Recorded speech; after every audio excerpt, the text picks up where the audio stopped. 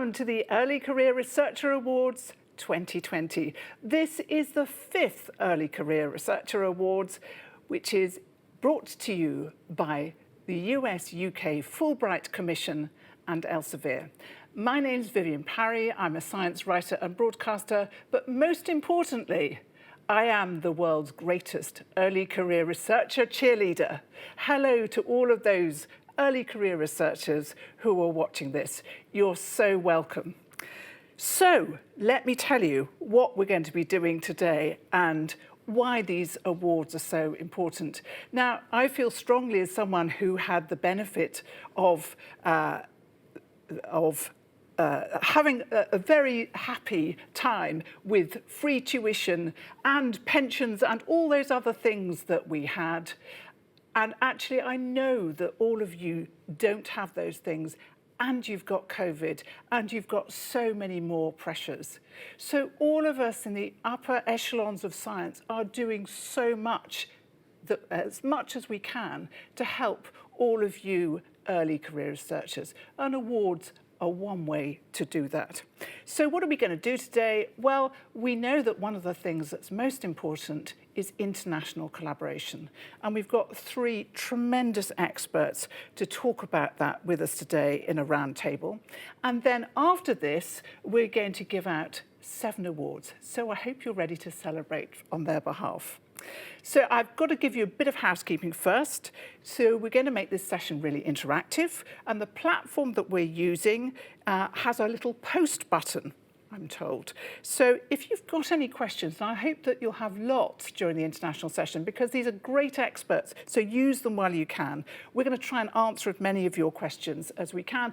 And if we can't answer them immediately because we haven't got the time, then we will make sure that we'll answer them afterwards. You can follow this conversation on social media, and you should be able to see the hashtag for that very shortly. It'll pop up on the screen.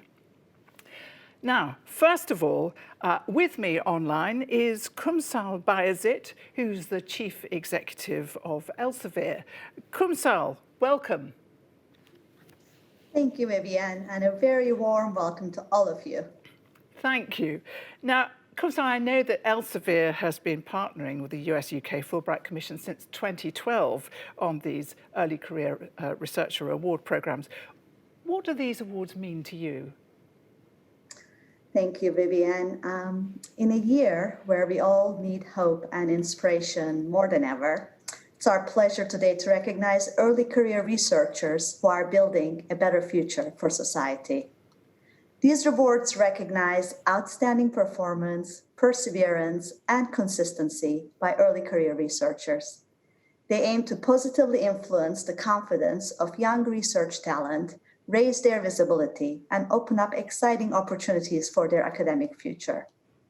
2020, as you know, has been incredibly challenging for many of us, including early career researchers. It has also globally reinforced the critical importance of research and scientific and data-driven decision-making. I think it's more important now than ever that we increase our support of early career researchers. At Elsevier, we recognize early career researchers with more than 60 awards around the globe, in addition to providing training and support. In the UK, we are privileged to partner with Fulbright. Fulbright, through its renowned scholarship program, plays a crucial role in supporting the research community by championing and facilitating international exchange and collaboration between the US and the UK. Fulbright achieves its aims through providing significant support, and we all know that the path of early career researchers can be a tough one. So I'd like to thank Maria Belinska, Managing Director of Fulbright, and Sir Steve Smith, who have been absolutely wonderful to work with, dedicated and passionate about promoting and celebrating UK's brightest talent. I'm also delighted that at today's event, we have the opportunity to discuss international collaboration with an esteemed panel. Research has always been global in nature.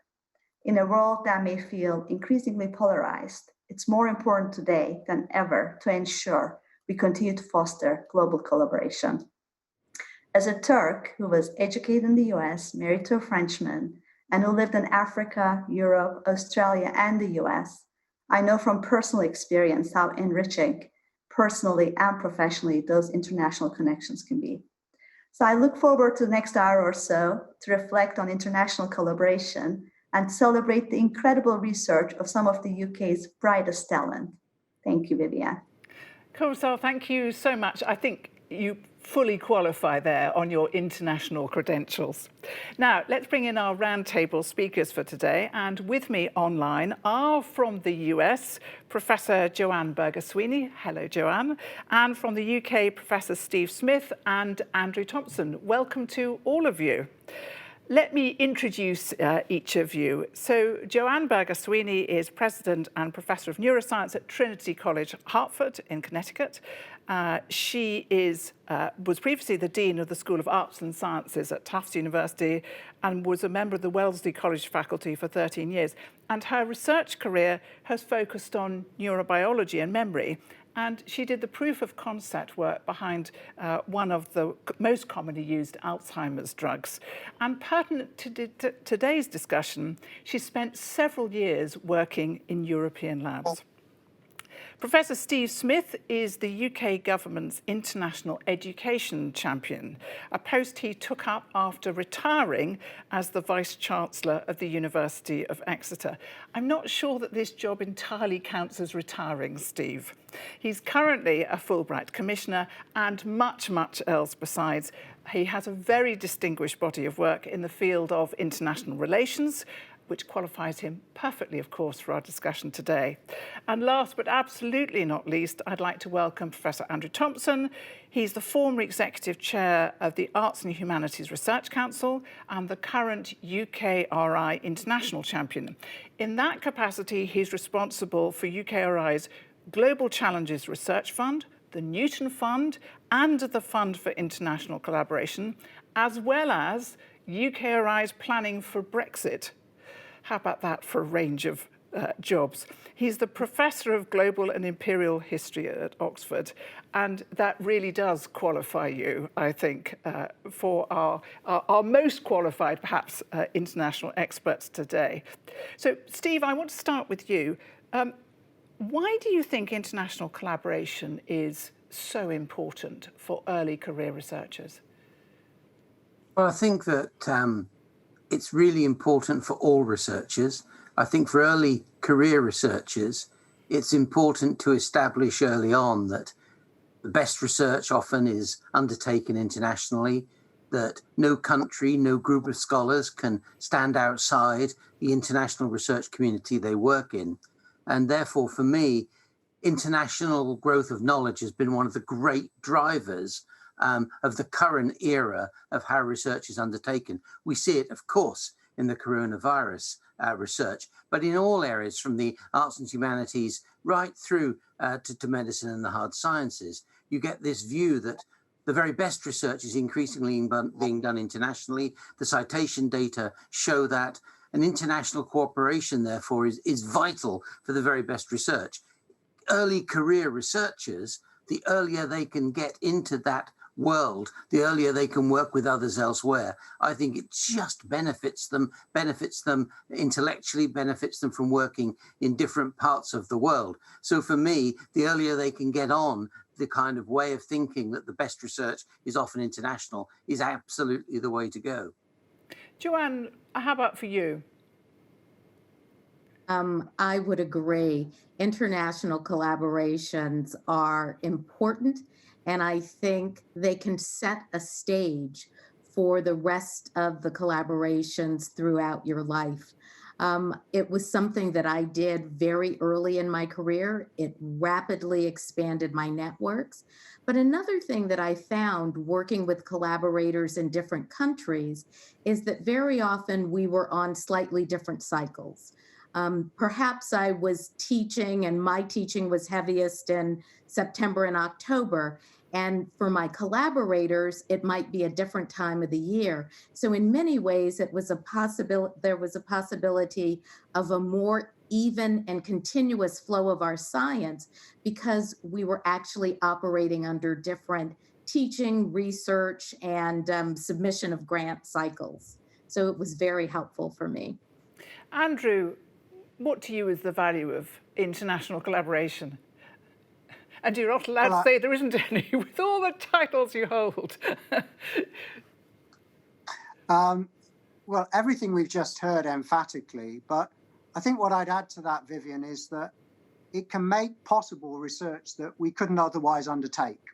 Now, that might simply be research at a size, scale, and ambition that we couldn't just do on a national basis. And tackling global challenges like climate change or protracted conflict or famine and food security, or dare I say it, epidemic disease, often require us to work on that size and scale. But also internationally comparative research. How do those challenges manifest themselves in different parts of the world, and how do strategies for addressing them differ? Sometimes I think collaboration can give us access to things that we don't have in the UK. That might be scientific infrastructure in STEM, or data sets and cohorts in the social sciences, or archives in the humanities. But most fundamentally, I think that international collaboration can give us a different perspective on a problem, a perspective of another continent or another country. If you look at the humanities and social sciences, for instance, a lot of research looking at some of our biggest human rights abuses of our generation in human trafficking and modern slavery. Different countries are afflicted by those abuses in different ways. They have different responses to them. And to understand those sort of problems, we need to view them from a historical, geographical, and cultural lens. So I think that international collaboration drives up the quality of what we do, but it also actually makes different types of research possible. And have you benefited from international collaboration in your own research, Andrew? I was very lucky at the start of my career I had a Leverhulme International Visiting Fellowship, which allowed me to spend 6 months in South Africa visiting archives and libraries and universities. I certainly published work that I would never have published otherwise as a result of my time there. I went on to supervise dissertations at undergraduate, masters, and PhD levels on South African history. I don't think that would have happened otherwise. Some of my closest collaborators are now in South Africa. And I suppose it's come full circle that in my UKRI International Champion role, we look forward to co-hosting next summer, for the first time ever in Africa, the Global Research Council, in partnership between UKRI and the South African National Research Federation. So yes, I think that, as Sir Steve said, this is something that, the earlier and sooner you can do in your career, the longer you can then see the fruits of it unfold. And I'm going to do a bit of advertising for you. I think some of the books that we can see behind you on your bookshelves, written by your good self, wouldn't have been possible without that international collaboration. Joanne, how about you? How has international collaboration helped you personally? Right. So I will share with you a couple of experiences. First, it wasn't an international scientific collaboration that started my kind of love of international partnerships. I was in high school an AFS student, and I lived and worked and went to school with a family in Malaysia. But after that, I did my postdoctoral fellowship in the early 1990s in Paris at INSERM. And then in 1995, I did a sabbatical at the University of Zurich. And my husband is Swiss and a scientist, so it certainly led to a personal collaboration as well as a scientific collaboration. And then in 2008, I did another sabbatical at the University of Edinburgh. So it has been a personally satisfying experience for me, but also it's allowed me to collaborate with researchers, as Andrew was saying, who had a different perspective than my own. I dare say that scientific training in the US and the UK are both excellent, but they are different. And hence, when you can bring those two perspectives together, you're more likely to be able to solve complex problems. And that's what I have found. I think you will probably find about 1/3 of my research papers involve international collaborators. So once again, it's been a personal benefit to me, but also I want to share how much it's enriched my life, not just my science. And Steve, presumably international relations is, after all, your field. You've done a good deal of work internationally, but personally, when you started off, how did you get into it? That's a really good question. And I think for me, the defining thing that happened in my career was the opportunity to, only 3 years into my career, to spend some time working in the States. And it was a much bigger shock to me than I thought, because I thought the way we studied was fairly similar. I'd worked a lot for my PhD on US theoretical work. I thought I knew it. But it was only when I went there and worked and talked and had a drink with people from a different intellectual tradition, with different ideas, different ways of doing things. I mean, candidly, it was an eye-opener. I think it changed the course of what I did. And from then onwards, my work's always been working with people around the world. I currently have a very big book on globalization.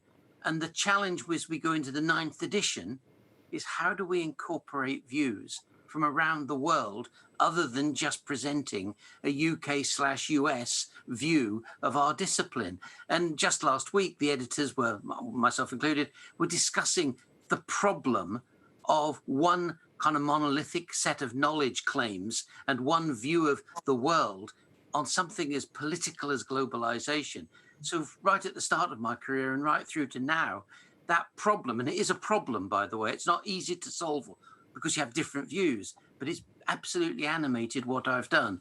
And I think, had I not gone to the States early on, had I not been able to collaborate internationally, I think my work would have been even worse than it has turned out to be. So you've all three of you made a really compelling case for the benefits, and you all started doing this international collaboration very early in your careers. Let's now get to the practical difficulties. Andrew, the challenges. Will you outline the challenges for us? Well, I'm going to keep you to a short length of time, because the challenges could go on for quite a long time. Well, you've slightly preempted me. There are many of them varied, but let me just highlight two, I think, Vivienne. Clearly, COVID and post-COVID recovery. Many of the projects that we're funding in UK research and innovation have had to rethink and reprofile themselves as a result of the restrictions that we're all living under. Some of them have actually encouragingly been able to pivot towards the problems the pandemic is posing, and not just for our health and health systems, but the economy and society more generally. But we're going to have to build back, and in the near term, enable projects that have been disrupted to sort of recover, and in the medium term to help researchers sort of resurrect some of the sort of partnerships that those projects depend on, that sort of may have been difficult to sustain during the pandemic. And of course, the other one is the uncertainty arising from Brexit and our impending departure from the EU. We don't know for sure at the moment whether we will remain part of the European Horizon research programs. It is the government's stated policy if that's value for money. But obviously, we're having to actively and carefully prepare for a scenario in which we might not be fully associated to Horizon Europe. I have to ask Joanne, I mean, bilateral relationships are going to be very important, and there have been challenges with the Trump administration. Do you think that's going to change with the Biden administration, if that is, Donald Trump ever leaves the White House? He will leave the White House. That's my prediction, not just my hope. And one thing that's interesting about international collaborations is that they can continue even when governments are disagreeing. They can flourish. And in many ways, it's that person-to-person partnership and interaction that I think is international collaboration at its best. There's certain things that can be done at, a government level, and there's certain policies that are set at a government level. But I have found that rarely does that influence the specific projects that I'm working on with my international collaborators that are a little bit more peer-to-peer. So what I hope will happen with the new administration is an undergirding and support of science and facts. That indeed is important. But I think that there are so many aspects of collaboration that can continue even when you're not in agreement at the government level. But one thing I do want to share with you that can be a challenge in international collaborations, and that is that there are cultural aspects to science and how we conduct science. One small example are the way that different cultures consider citations and whether citations are honoring someone else or in fact a little bit more akin to plagiarism. And so when you have an international collaboration, you have to outline what some of those differences are and be both careful but realistic and have perhaps sometimes more dialogue about what you're going to publish and how you're going to publish. It's exciting, but I do want to put it forward as a challenge, and a challenge that I have seen when engaging in collaborations, and I would say particularly outside of the US European collaboration model. Andrew, you're agreeing there. Is that something you see as well? Emphatically so. I mean, you mentioned the Global Challenges Research Fund, which we set up in 2015, and that's all about promoting research collaborations between the Global North and Global South. And I think it's just eloquently expressed is that the importance, if not imperative, of those partnerships feeling fairer, more reciprocal, more balanced, and not just speaking the rhetoric of that, but translating it into sort of meaningful reality. And I think that's a really important part of the future of international collaboration to, as we involve our Southern partners more and necessarily more in tackling global challenges and mobilizing new knowledge to do so, that we need to be fully accountable for the ways that we work with colleagues, often in much less privileged and advantaged research systems than our own. Now, I hope that if you have questions that you'll be sending them in. I've got a bit of a technical problem here because I'm not getting your questions through on my tablet at the moment, but I'm hoping that somebody's going to rush in any moment with another little iPad with the questions that you're sending through. Meanwhile, can I ask you, Steve, we've talked about the kind of the bigger, the grand scale challenges there, but actually there's a challenge for early career researchers. We're always telling them, you know, you need to do communication, you need to do leadership, you need to do all sorts of things.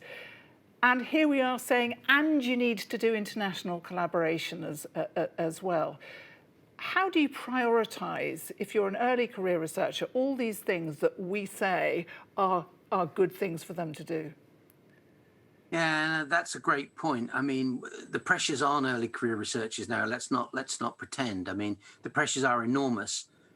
Having said which, the opportunities are increasing.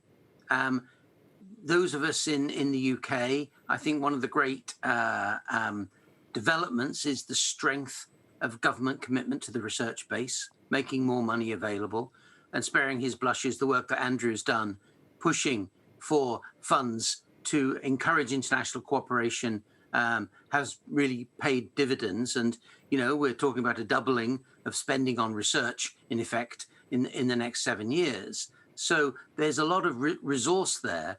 On the purely straightforward question for the individual, though, I think two very basic points. Firstly, I don't think it's about the amount you do. I really think quality counts. I've always believed that. I've always believed that you should do one good thing rather than 7 okay things.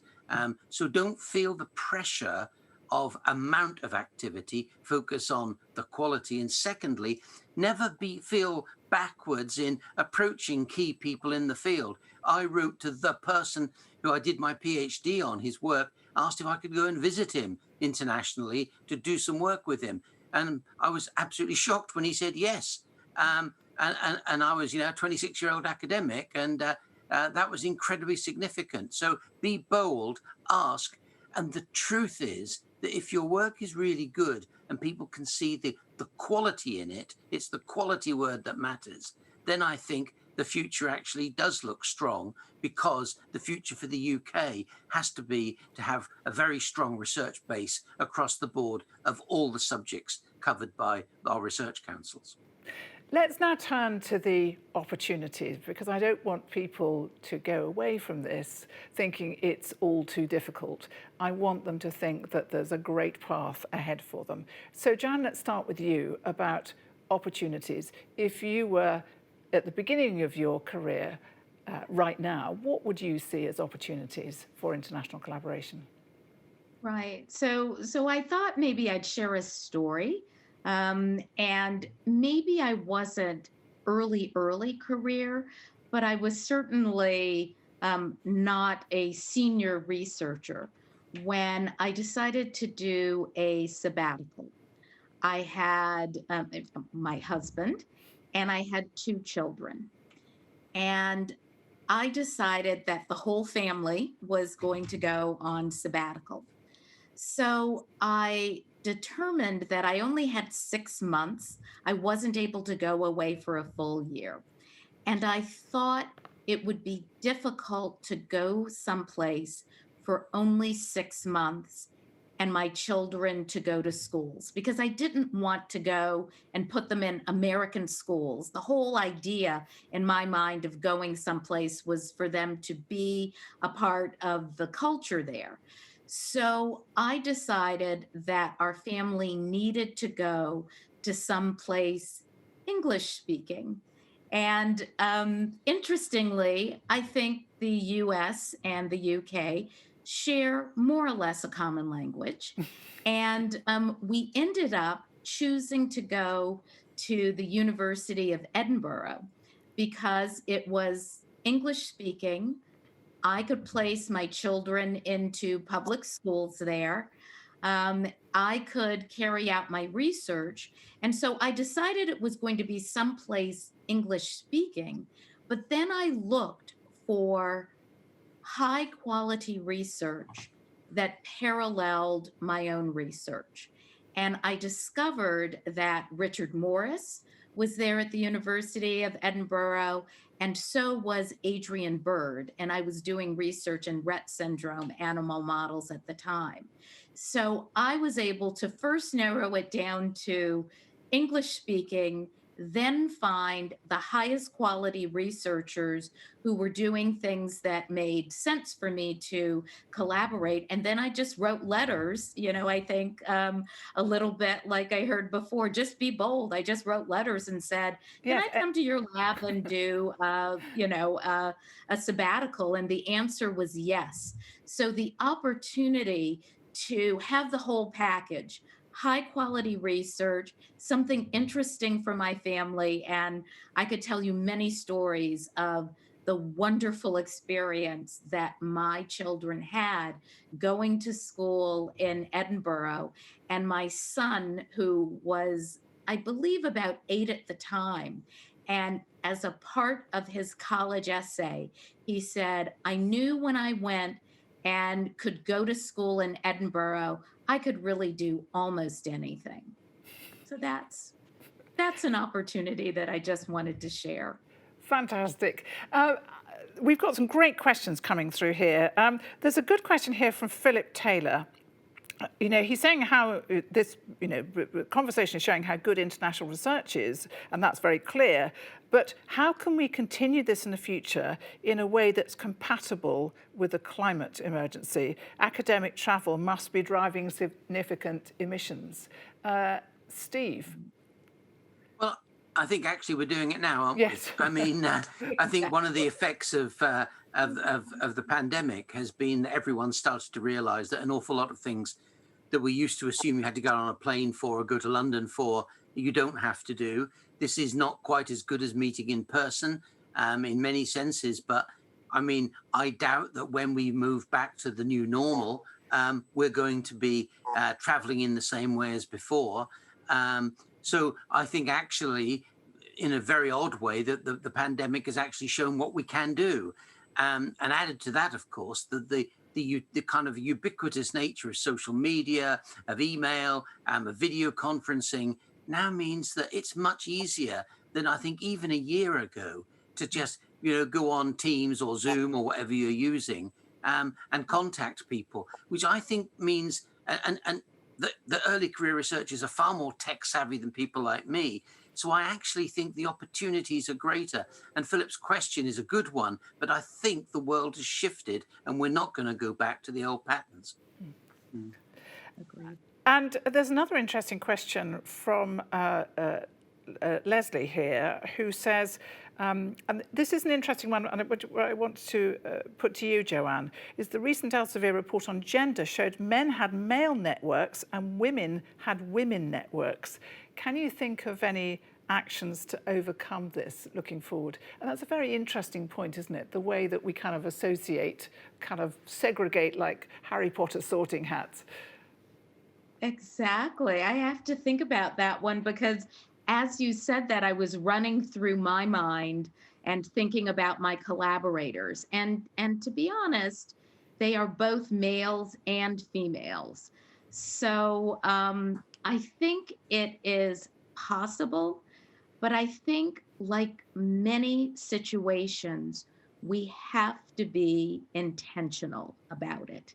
That it is easy as human beings to slip into groups and patterns with which we are most comfortable. But our challenge is to reach beyond that and to challenge ourselves intentionally to form other kinds of partnerships.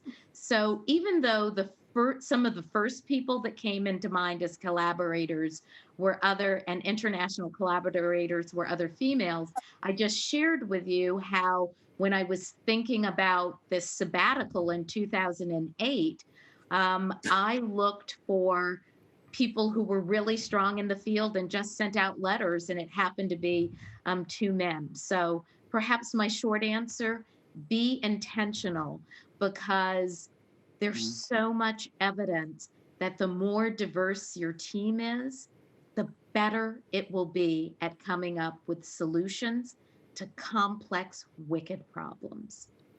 That's a very powerful message, Joanne, and thank you for bringing it. And I think, from the Global Challenge Research Fund, I think, Andrew, you would echo that in wanting people to be intentional about bringing in researchers and collaborators that are perhaps not the usual suspects, people from countries where their research journey is perhaps not as far as advanced yet, and who are very willing and have fantastic ideas and fantastic talents.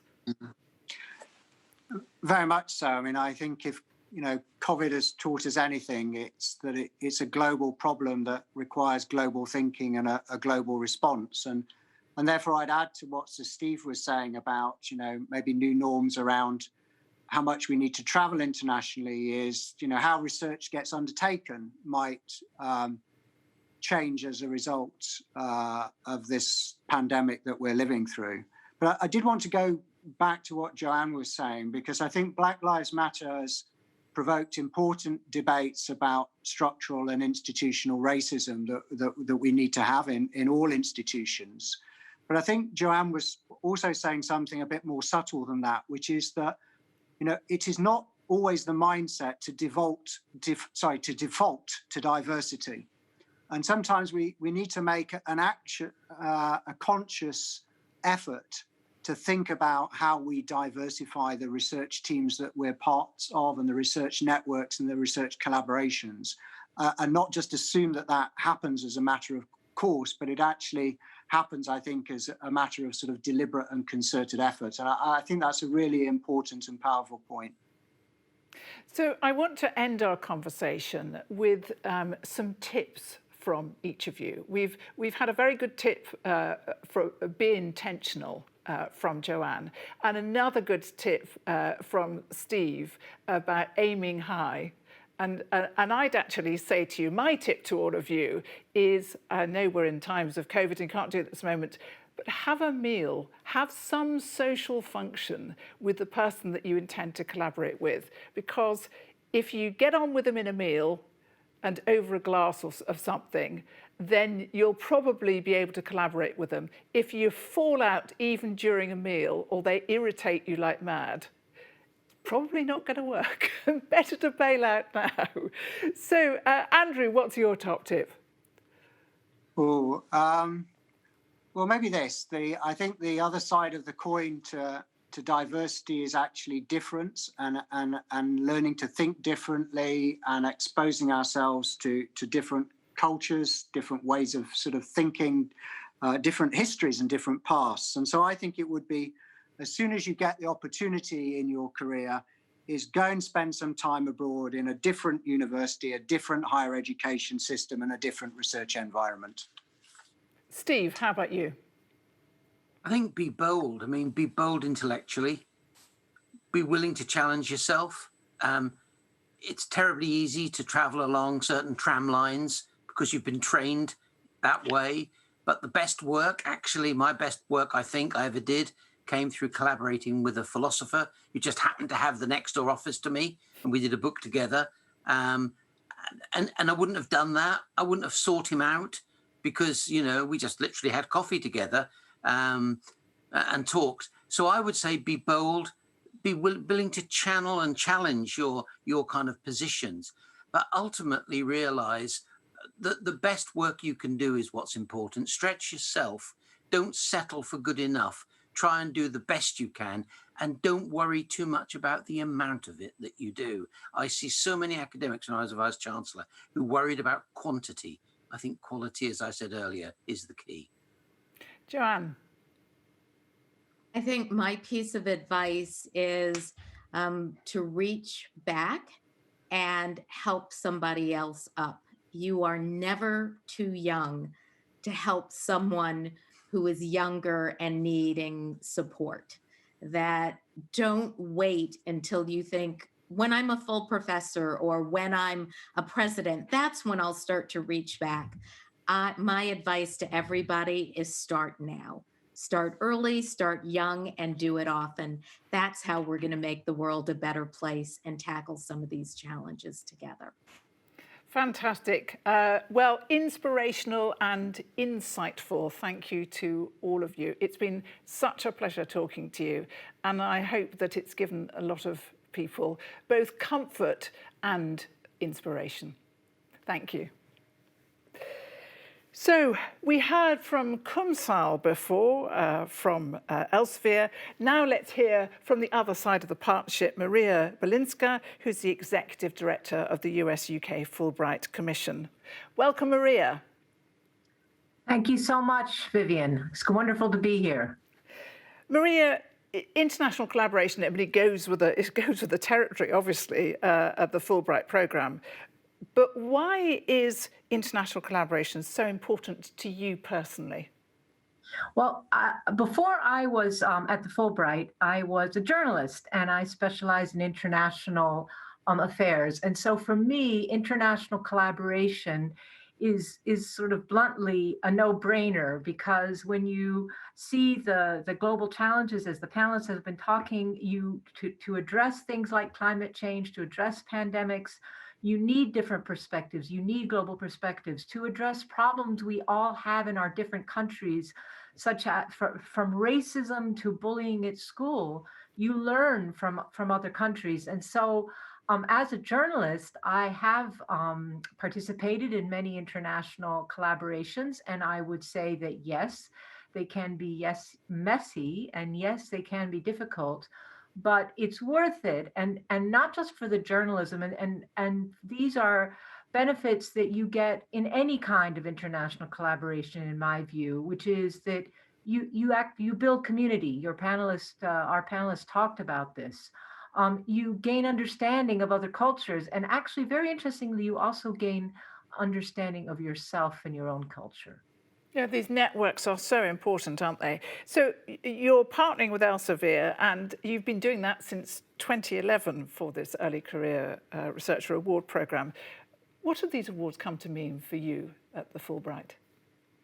Well, we're absolutely delighted to be partnering with Elsevier on these awards, because one of the key messages of the US-UK Fulbright Commission is to advance knowledge by promoting talented people from across the UK and the US and immersing them in another culture.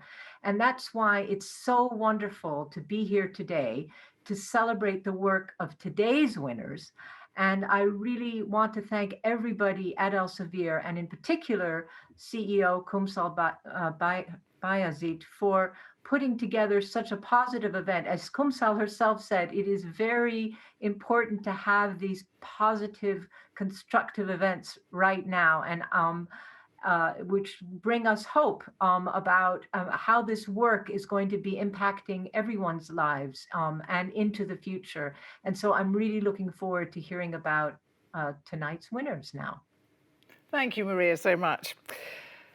So let's now go to the Scopus Awards. And one of the joys of presenting awards is that it makes you come across people that perhaps you wouldn't have seen normally.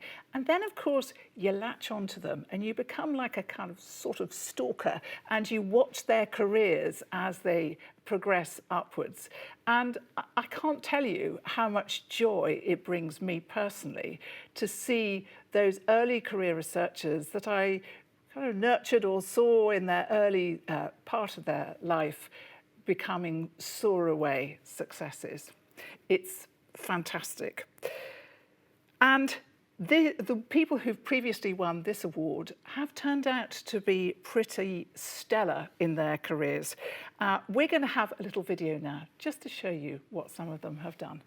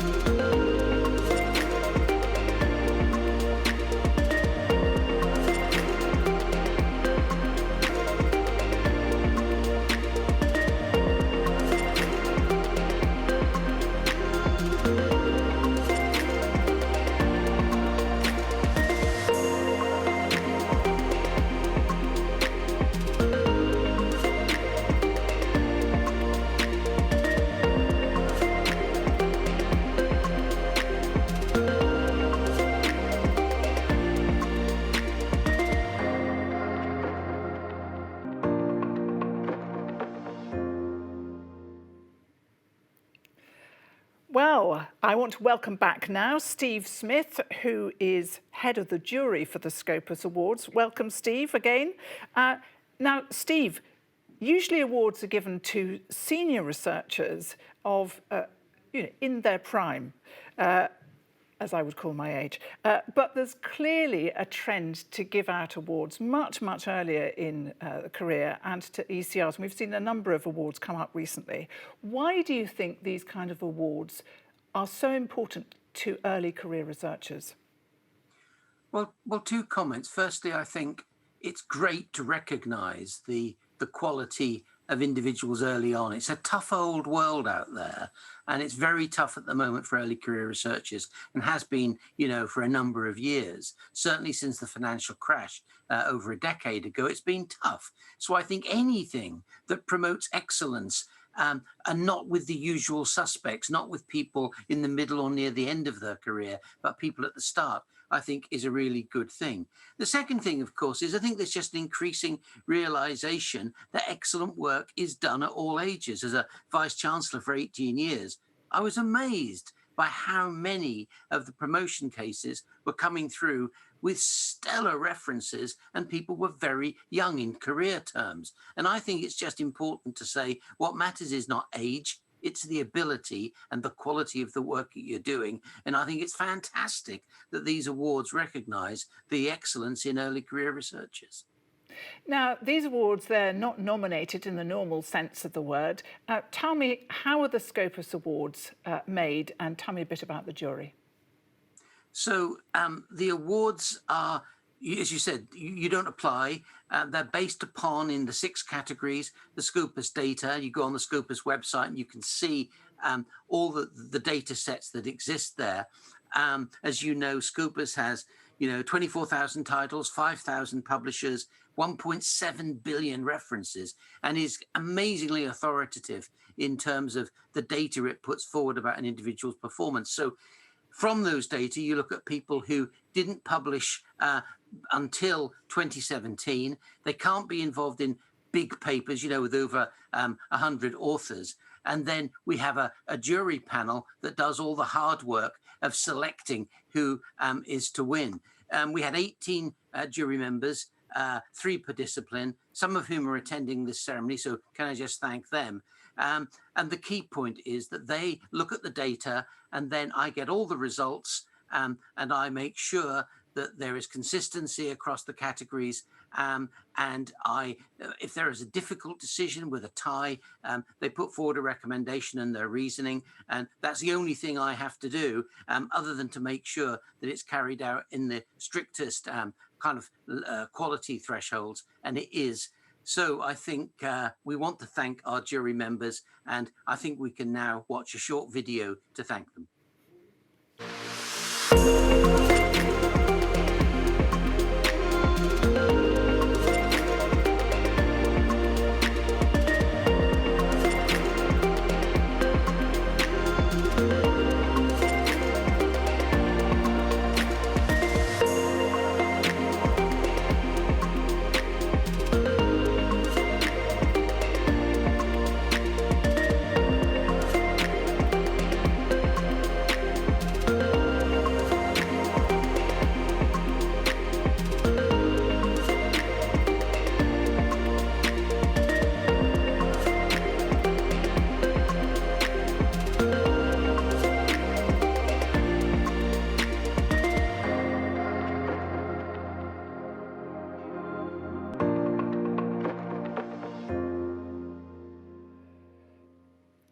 So let's now start the 2020 Scopus Early Career Researcher Awards with the first 3 disciplines.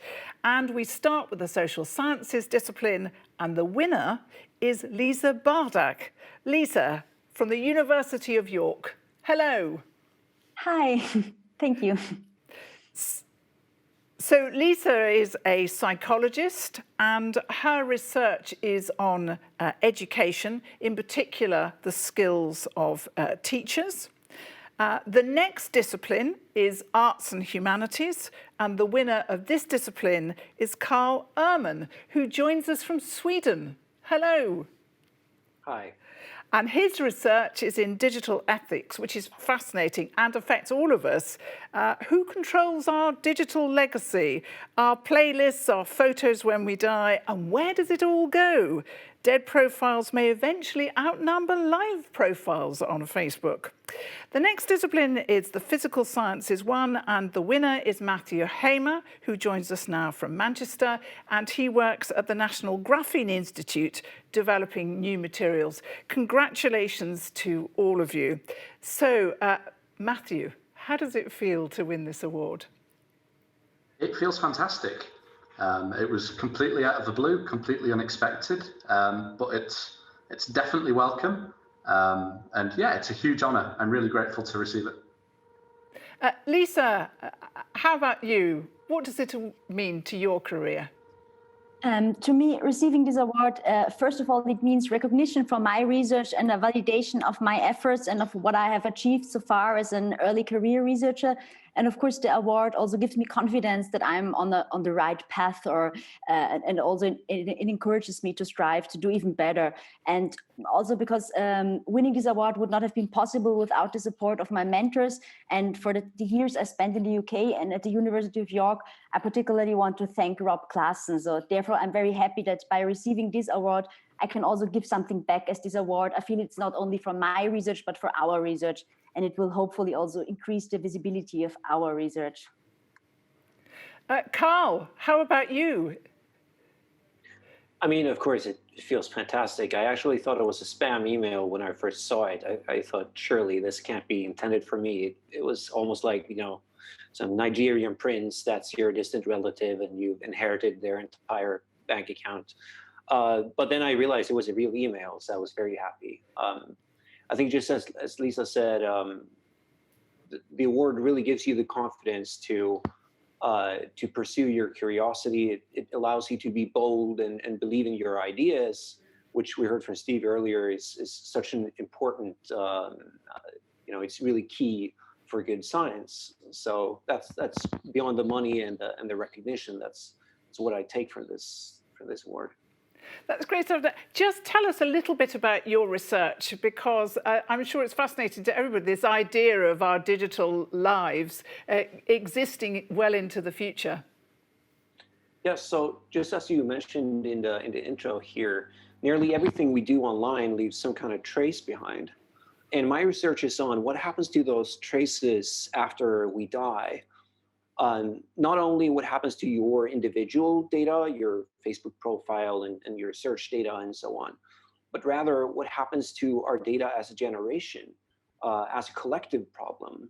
What do we as a society, how do we steward and curate this massive archive of human behavior that this first generation of the internet is going to leave behind? So I focused mainly on the ethical and the political aspects of that. So who has the authority to make the calls? Who has the authority to destroy data or to archive data for the future and so on? So what that means, all three of you, of course, is that the news of this win will be living on for millennia after you've long gone. But the moment to celebrate is now. Now, I understand that all of you were sent a hamper, and in it was something to celebrate with. So I think now is the moment to raise a glass and thank you, James. Very good of you. Congratulations to all of you. Carl, goodness me, what's in that glass? That's tar. No, it's a stout. Oh, it's a stout. To all of you, very many congratulations. I'm so proud of you. Well done. Thank you. Cheers. Cheers.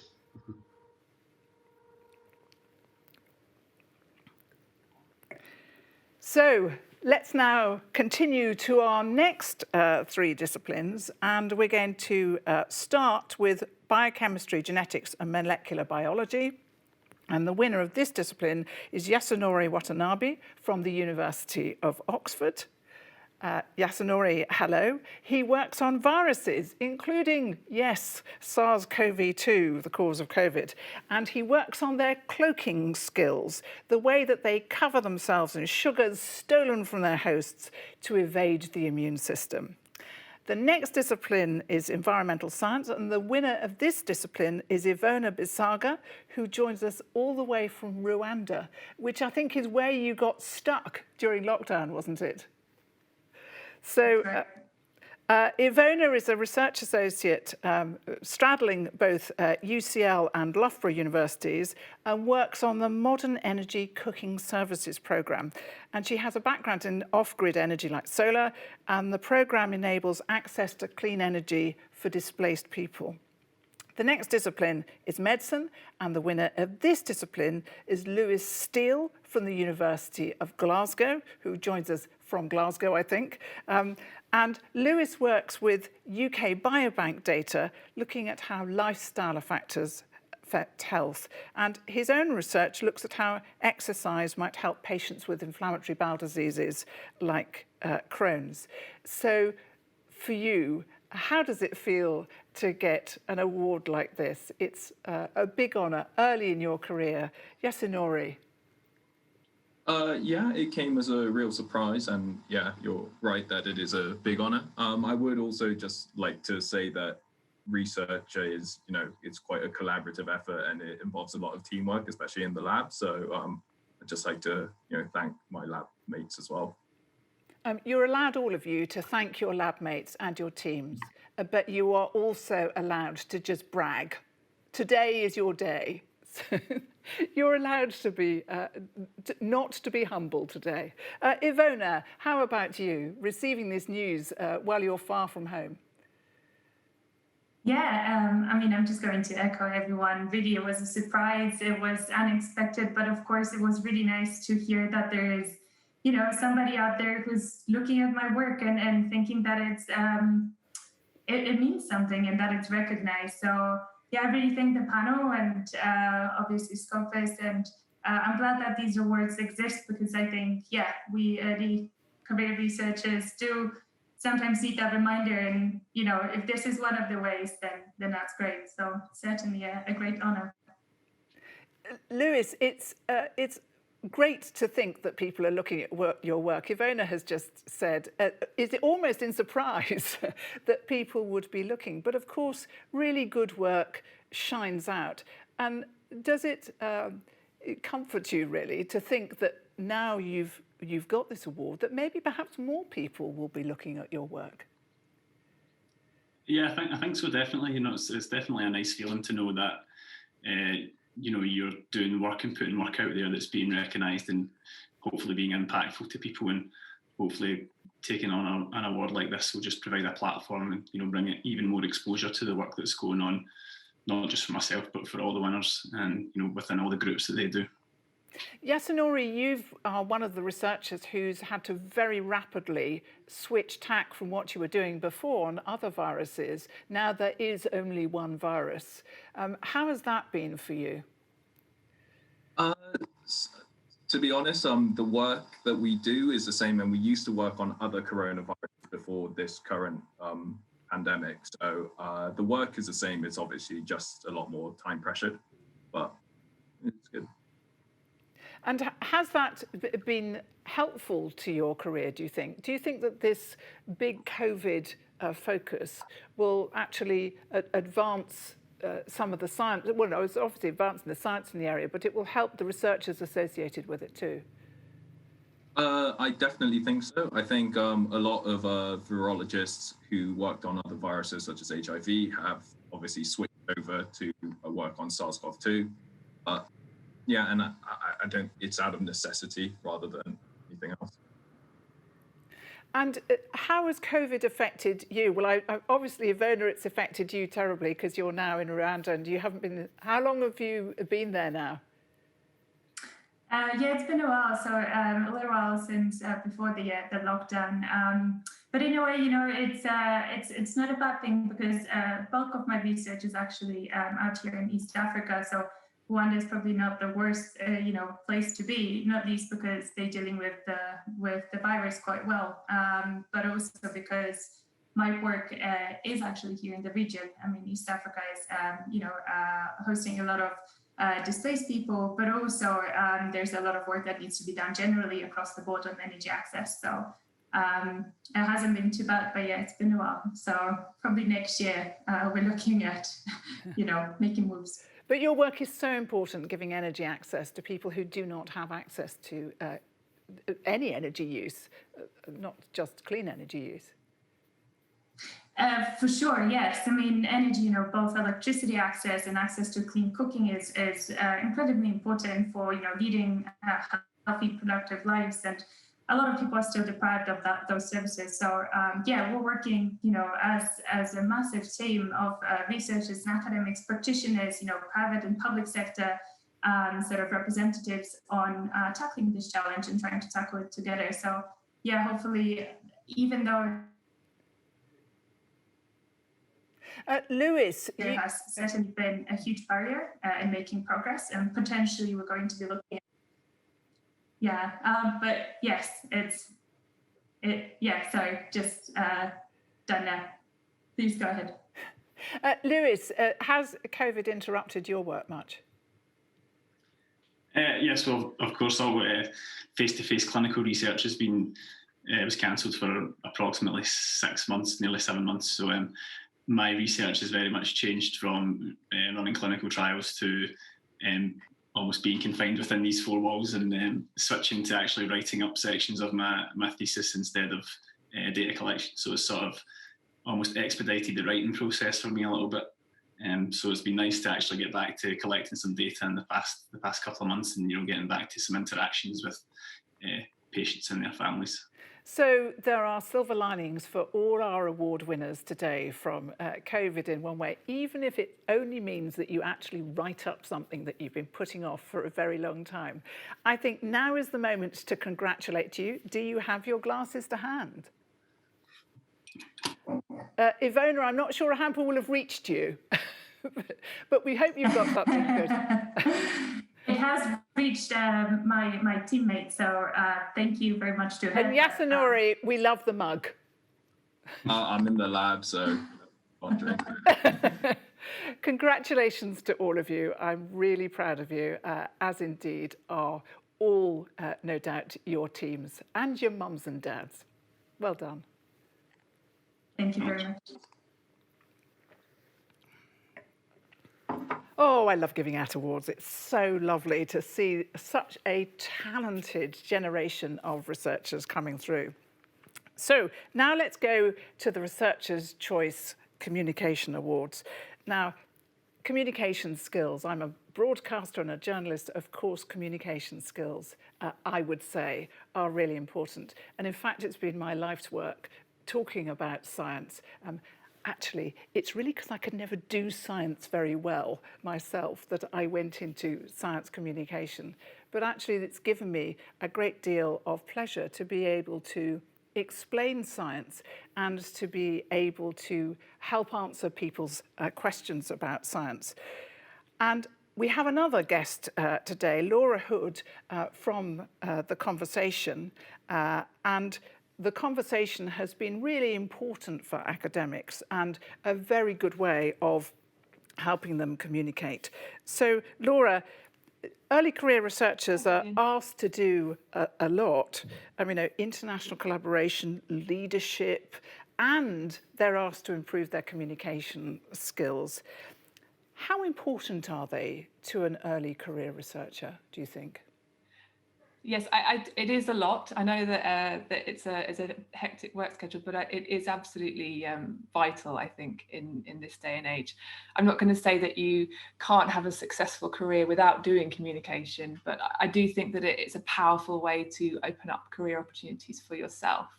It takes you into new and unexpected avenues for collaboration. When you write an article or broadcast something and put yourself out there, you never know who's going to be listening. So we regularly find that policymakers get in touch with our authors to find out more about their work. Industry gets in touch with proposals for collaboration and for commercial work. And of course, other academics get in touch to reach out to collaborate. And it all starts with communication. If you're not hearing from people with career opportunities, it's probably not because you're not good, it's because they just can't find you. And communicating with the public and others is an essential way to be found in a world that's full of noise. And let's not also forget that actually, if you get your work featured in the media, we now have conclusive evidence that your work gets cited more often, which is very helpful. Absolutely, yes. We regularly find that our contributors see a very large spike in clicks on their papers when they work for us. And I think there's much more of an appetite these days for academic work. People are more ready to read academic papers than ever before. So when you can do a write-up and link back to your own work, and it gets picked up by various media outlets, or you find yourself on the Guardian live blog on a given day, it can really lead to a huge amount of attention for quite little effort on your part. A lot of people will find it's quite a lot of effort doing communicating really well. Yes. But anyway, let's pass over that. Thank you so much for being with us, Laura. And let's now look at the nominees of the Communication Award. There's Owen Mulholland, who's a postdoc in cancer genetics at the University of Oxford. And Owen understands advanced therapies like stem cell treatment and gene therapy. And gene therapy for skin conditions was the subject of his PhD. And he's been using that knowledge to explain to patients with different conditions what advances have been made in these areas that affect their condition. And then we also have Karen Mack from University College London. And Karen is a research fellow in the Department of Behavioural Science and Health at University College. And her particular interest is in arts engagement and health. But she's been drawn into the extraordinary weekly survey conducted by her department on people's experience of COVID and lockdown. And if I told you that they were expecting 10,000 participants at best, they actually got over 70,000. And the information gained from that survey has been made available, communicated to an enormous number of interested groups, from government to health authorities. So let's see who wins the 2020 Communications Award from the following video.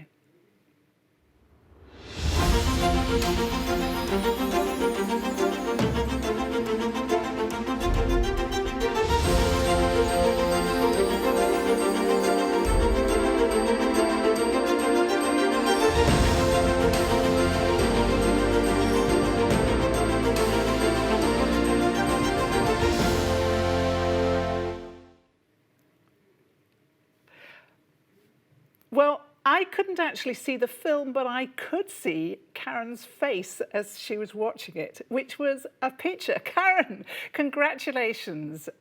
Terrifically well done.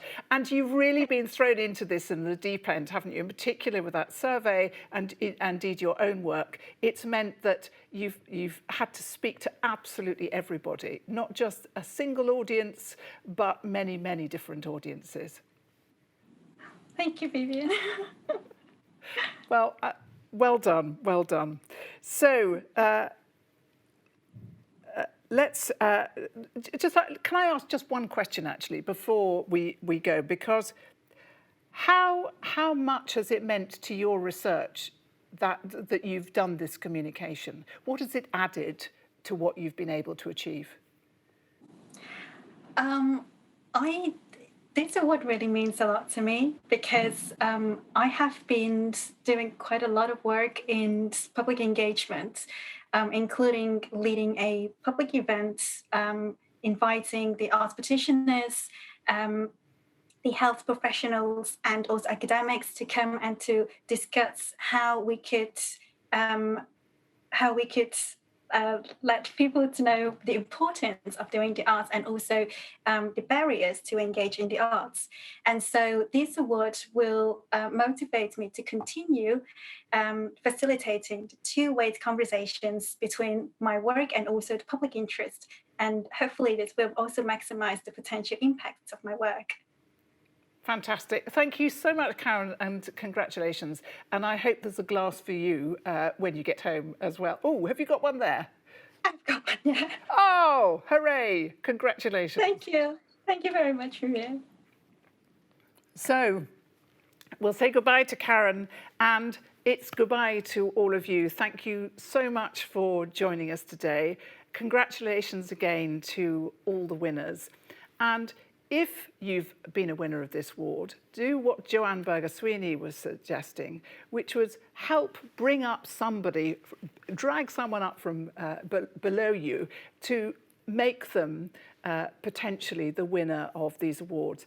Get them to nominate them for the Communications Award, and just encourage those around you. I think there's so much for early career researchers to do. It's a very tough time for all of you.